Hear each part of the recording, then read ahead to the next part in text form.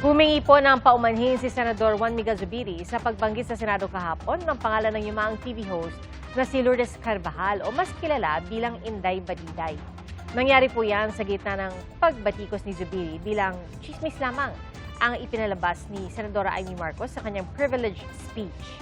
Sa isang pahayag, humingi ng dispensa si Zubiri matapos umalma ang apo ni Carvajal na si Icy Mendoza. Anya, slip of the tongue ang nangyari sa gitna ng isang mainit na debate.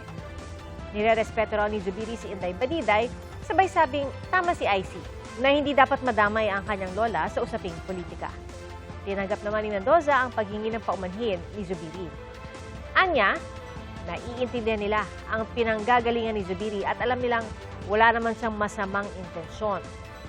Sumikat si Inday Badiday bilang host ng showbiz talk show na Nothing But The Truth, See True, at Eye to Eye noong dekada 70 hanggang dekada 90.